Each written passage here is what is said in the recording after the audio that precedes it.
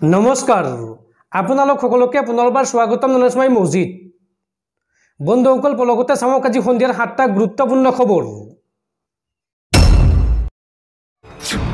প্ৰথমটো খবৰ অসমত উপস্থিত কংগ্ৰেছ নেতা ৰাহুল গান্ধী শিৱসাগৰৰ হালুৱাটিঙত উপস্থিত কংগ্ৰেছ নেতা ৰাহুল গান্ধী আৰু শিৱসাগৰৰ পৰাই আজি অসমত আৰম্ভ হৈছে কংগ্ৰেছৰ ভাৰত জোড়ো ন্যায়যাত্ৰা ৰাজ্যত 8 দিনে ভাৰত জোড়ো ন্যায়যাত্ৰাৰ জৰিয়তে বিজেপিক জনাব প্ৰত্যাহ্বান উত্তৰ পূবৰ পৰা দেশৰ 15খন ৰাজ্যৰ 1টা সমষ্টিত ৰাহুল গান্ধীৰ এই বিশেষ কাৰ্যসূচী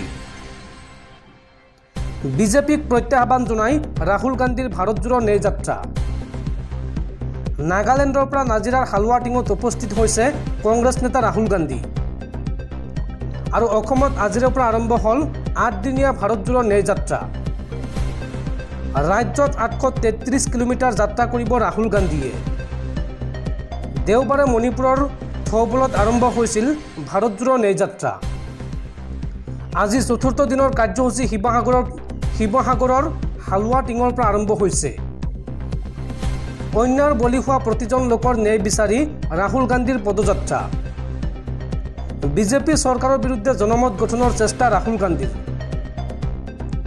67 দিনে দেশৰ 15খন ৰাজ্যৰ মাজেৰে ৰাহুল গান্ধীয়ে কৰিব এই ন্যায়যাত্ৰা 6.7000 কিলোমিটাৰ যাত্ৰাই সামৰি ল'ব দেশৰ 100টা লোকসভা সমষ্টি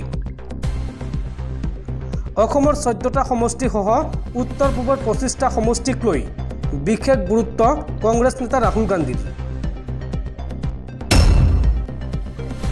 পৰৱৰ্তী খবৰ প্ৰকাশ পালে 2022 বৰ্ষৰ এপিএছচি পৰীক্ষাৰ ফলাফল আৰু এই পৰীক্ষাত এইবাৰ প্ৰথম স্থান লাভ কৰিছে ধুবুৰীৰ গৌৰীপুৰৰ সন্তান ৰচিকা ইছলামে এপিএছচি পৰীক্ষাৰ ফলাফল ঘোষণা এপিএছচি পৰীক্ষাৰ এইবাৰ প্ৰথম স্থানত জিলিকি উঠিল ৰচিকা ইছলামৰ ঘৰ ধুবুৰীৰ গৌৰীপুৰত আৰু দ্বিতীয় স্থান লাভ কৰিছে দীক্ষিত দাসে তৃতীয় স্থানত বিতপী গগৈ চতুৰ্থ স্থানত অনুপম দাস পঞ্চম স্থান লাভ কৰিছে বিভূতি সন্দিকৈয়ে অসম অসামৰিক সেৱাত এইবাৰ উত্তীৰ্ণ হৈছে সৰ্বমুঠ 86 গৰাকী প্ৰাৰ্থী আৰু অসম আৰক্ষীৰ সেৱাত প্ৰথম স্থান দখল কৰিছে ৰোহিত চৌধুৰীয়ে দ্বিতীয় স্থানত শ্ৰেয়া আগৰৱাল তৃতীয় স্থানত ভাৰ্গীছ কুমাৰ ডেকা চতুৰ্থ স্থানত মণিক বৈশ্য পঞ্চম স্থানত দেৱলীনা ভট্টাচাৰ্য আৰু এপিএছ সেৱাত সৰ্বমুঠ 65 গৰাকী প্ৰাৰ্থী উত্তীৰ্ণ হৈছে এপিএছচিৰ অফিচিয়েল ৱেবছাইট apsc.nic.in ত উপলব্ধ হৈছে এই পৰীক্ষাৰ ফলাফল পৰৱৰ্তী খবৰ অৱশেষত গ্ৰেপ্তাৰ কৰা হ'ল দুৰ্নীতিৰ সম্ৰাজ্ঞী এছিয়াছ বিষয়া সুকন্যা বৰাক চাকৰি কালত ঘটিছিল কোটি কোটি টকাৰ সম্পত্তি এছিয়াছ বিষয়া সুকন্যা বৰাক গ্ৰেপ্তাৰ চিয়াম ভিজিলেন্সে গ্ৰেপ্তাৰ কৰে সুকন্যা বৰাক আই বহিৰ্ভূত সম্পত্তিৰ গোচৰত গ্ৰেপ্তাৰ কৰা হৈছে এছিয়াছ বিষয়াগৰাকীক কেইবাবাৰো জেৰাৰ সন্মুখীন হৈছিল সুকন্যা বৰা 8 বছৰৰ চাকৰি কালত ঘটিছিল কোটি কোটি টকাৰ সম্পত্তিৰ পাহাৰ ভয়ংকৰ জালিয়াতি আৰু খেলিমেলিৰে অবাধ সম্পত্তিৰ গৰাকী হোৱাৰ অভিযোগ এইগৰাকী কোটিপতি ৰাজপত্ৰিত বিষয়া সুকন্যা বৰাৰ বিৰুদ্ধে চাকৰি জীৱনৰ অতি কম সময়ৰ ভিতৰতে অবাধ সম্পত্তিৰ গৰাকী হ'বলৈ সক্ষম হৈছিল এইগৰাকী এছিয়াছ বিষয়া আৰু আজিৰ দিনটোত অৱশেষত চিয়াম ভিজিলেন্সে গ্ৰেপ্তাৰ কৰিলে এছিয়াছ বিষয়া সুকন্যা বৰাক বন্ধুসকল তাৰপিছত 4 নম্বৰ খবৰটো জনোৱাৰ আগতে আপোনালৈ এটা সৰু ৰিকুৱেষ্ট যদি তালোকে এই ভিডিঅ'ত লাইক কৰা নাই তেন্তে প্লিজ এটা লাইক কৰি দিয়ক আৰু এনেকুৱা ধৰণৰ নতুন নতুন ভিডিঅ' পাবলৈ চেনেলটো সাবস্ক্ৰাইব কৰি কাষত থকা বেল আইকনটো প্ৰেছ কৰি ৰাখক পৰৱৰ্তী খবৰ হিমন্ত বিশ্ব শৰ্মাৰ চৰকাৰ দেশৰ ভিতৰতে আটাইতকৈ দুৰ্নীতিগ্ৰস্ত চৰকাৰ এই মন্তব্য কংগ্ৰেছ নেতা ৰাহুল গান্ধীৰ অসমত বিজেপি আৰএছএছৰ অন্যায় উদঙাই দিয়াৰ হুংকাৰ কংগ্ৰেছ নেতা ৰাহুল গান্ধীৰ অসমত ভৰি দিয়াই মুখ্যমন্ত্ৰী হিমন্ত বিশ্ব শৰ্মাক এই চেলেঞ্জ কংগ্ৰেছ নেতা ৰাহুল গান্ধীৰ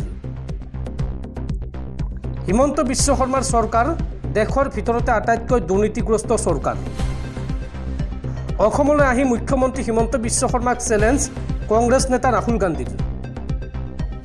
অসমবাসীৰ ন্যায়ৰ বাবে অসমত ৰাহুলে কৰিব ন্যায় যাত্ৰা। বিজেপি RSSে কেৱল অন্যায়হে কৰিছে, এই মন্তব্য ৰাহুল গান্ধীৰ।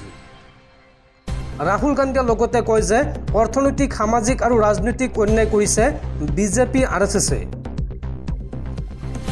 ভাৰতজোৰা ন্যায় যাত্ৰা শ্ৰীমন্ত শংকৰদেৱ ধ্যান ধাৰণাৰ যাত্ৰা।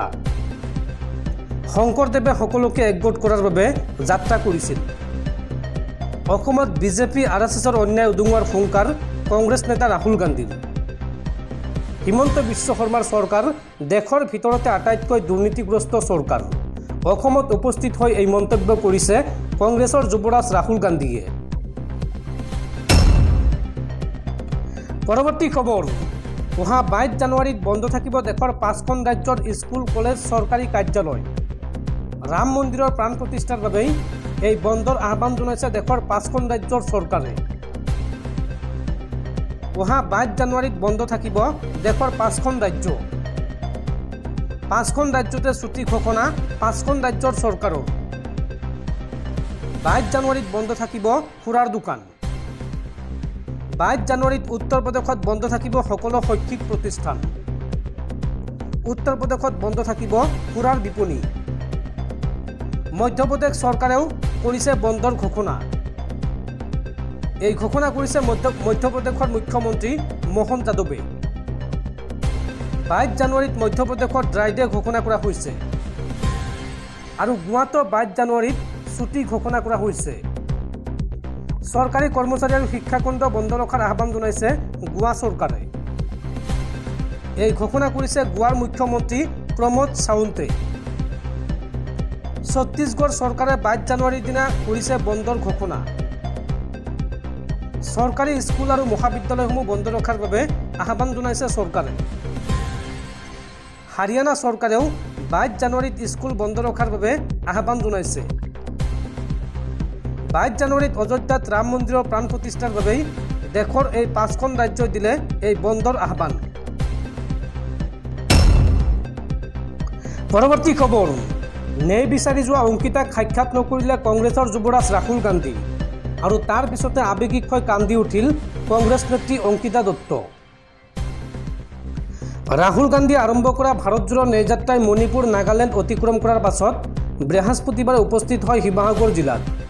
কংগ্ৰেছ নেতাগৰাকীৰ অসমত প্ৰৱেশৰ পাছতেই হালোৱা টিঙত জনোৱা হয় ব্যাপক আদৰণি আৰু তাৰ পাছতে আমগুৰিত ৰাজহুৱা সভা সম্বোধন কৰে কংগ্ৰেছ নেতাগৰাকীয়ে। ৰাহুল গান্ধীয়ে চলোৱা ভাৰতজোৰা ন্যায় যাত্ৰাৰ মাজতে আমগুৰিত ন্যায় বিচাৰিলে প্ৰাক্তন কংগ্ৰেছী নেত্ৰী অংকিতা দত্তই। দলৰ শীৰ্ষ বিষয়াৰ বিৰুদ্ধে গুৰুতৰ অভিযোগ উত্থাপন কৰিছিল অংকিতা দত্তই। তেওঁ অভিযোগ কৰি কয় যে 10 মাহ ধৰি বনবাস খটাৰ পাছতো নাপালে ন্যায়, সেয়েহে ন্যায় আশা কৰিছিল ৰাহুল গান্ধীৰ পৰা। তেওঁ কয় যে ন্যায় বিচৰাৰ পাছত মোক কংগ্ৰেছে নিলম্বন কৰিছিল, কিন্তু মই সদায় দলৰ হৈ কাম কৰি গৈছোঁ। কিন্তু অংকিতা দত্তক সাক্ষাৎ নকৰিলে ৰাহুল গান্ধীয়ে, যাৰ বাবে আৱেগিক হৈ পৰে অংকিতা দত্ত। কান্দনত ভাগি পৰা অংকিতা দত্ত বাকৰুদ্ধ হৈ পৰে। অসম প্ৰদেশ কংগ্ৰেছ কমিটিৰ সভাপতি ভূপেন বৰাই এই সন্দৰ্ভত কয় যে অংকিতা দত্তই মহা ভুল কৰিছে। তেওঁ আমাৰ কথা নুশুনি মুখ্যমন্ত্ৰীৰ কথা শুনিছিল। এতিয়া তেওঁৰ গোচৰ উচ্চতম ন্যায়ালয়ত আছে। আনহাতে অংকিতা দত্তই এই সকলো কাম সাহসীয় পক্ষৰ প্ৰৰোচনাত কৰা বুলি অভিযোগ তোলে কংগ্ৰেছ নেতা দেৱব্ৰত শইকীয়াই।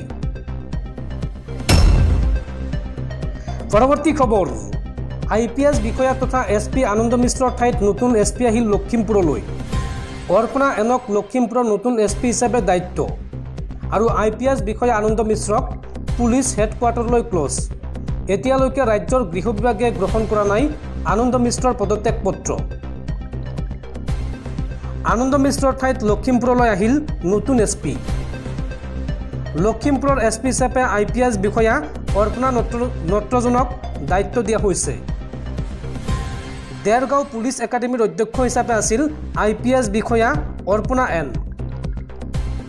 আনন্দ মিশ্ৰই অসম আৰক্ষীৰ পৰা পদত্যাগ বিচৰাত এই সিদ্ধান্ত অসম আৰক্ষীৰ মুখ্য কাৰ্যালয়ৰ। তাৎক্ষণিকভাৱে কাৰ্যকৰী হোৱাকৈ অৰ্পণা এনক নিযুক্তি গৃহ বিভাগৰ। গৃহ বিভাগে এতিয়াও আনুষ্ঠানিকভাৱে গ্ৰহণ কৰা নাই আনন্দ মিশ্ৰৰ পদত্যাগ পত্ৰ। আৰু IPSৰ পৰা অব্যাহতি নিদিয়ালৈকে অসম আৰক্ষীৰ মুখ্য কাৰ্যালয়ত থাকিব আনন্দ মিশ্ৰ। পুলিচ হেডকোৱাৰ্টাৰলৈ ক্লজ কৰি অনা হৈছে IPS বিষয়া আনন্দ মিশ্ৰক। পৰৱৰ্তী খবৰ, ৰাছিয়া ইউক্ৰেইন ইজৰাইল হামাছৰ পাছত এইবাৰ বিশ্বত আৰম্ভ হৈছে আন এক মহাযুদ্ধ। এইবাৰ ইৰাণ আৰু পাকিস্তানৰ মাজত আৰম্ভ হৈছে ভয়ংকৰ যুদ্ধ। এই দুই মুছলমান ৰাষ্ট্ৰৰ মাজত ভয়ংকৰ সংঘাত আৰম্ভ হৈছে। ইজৰাইল হামাছৰ পাছত এইবাৰ আন এক মহাযুদ্ধৰ আশংকা। দুই মুছলমান ৰাষ্ট্ৰৰ মাজত ভয়ংকৰ সংঘাত আৰম্ভ হৈছে। 24 ঘণ্টাৰ ভিতৰতে ইৰাণক প্ৰত্যুত্তৰ দিলে পাকিস্তানে। এইবাৰ ইৰাণৰ ওপৰত পাকিস্তানৰ ক্ষেপণাস্ত্ৰ আক্ৰমণ। ইৰাণৰ সন্ত্ৰাসবাদীৰ ঘাটিত বোমা পেলালে পাকিস্তানে। বেলুচিস্তানত ইৰাণৰ ক্ষেপণাস্ত্ৰ আক্ৰমণৰ প্ৰত্যুত্তৰ দিলে পাকিস্তান চৰকাৰে। মঙলবাৰে জয়ছে আল অদলৰ ঘাটিত ইৰাণে কৰিছিল আক্ৰমণ। ক্ষেপণাস্ত্ৰ আৰু ড্ৰোনেৰে আক্ৰমণ চলোৱা হৈছিল বেলুচিস্তানৰ ঘাটিটোত, যি আক্ৰমণত প্ৰাণ হেৰুৱাইছিল 2টি শিশু আৰু নিৰী 3গৰাকীকৈ মহিলাই। আৰু তাৰ এদিন পূৰ্বে ইৰাকৰ কুৰ্দিস্তান আৰু চিৰিয়াতো আক্ৰমণ কৰিছিল ইৰাণে। ইজৰাইলী গুপ্তচৰ সংস্থা মোছাদৰ গোপন ঘাটিত কৰিছিল আক্ৰমণ। আৰৱ বিশ্ব আৰু মধ্যপ্ৰাচ্যত প্ৰভাৱ দেখুওৱাৰ চেষ্টা চিয়াপন্থী দেশ ইৰাণৰ। পাকিস্তানত আক্ৰমণৰ পাছতেই যুঁজুদান হৈছে ইছলামাবাদ। আৰু দুই দেশৰ আক্ৰমণ প্ৰত্যাক্ৰমণে এতিয়া অৱনতি ঘটাইছে কূটনৈতিক সম্পৰ্কৰ।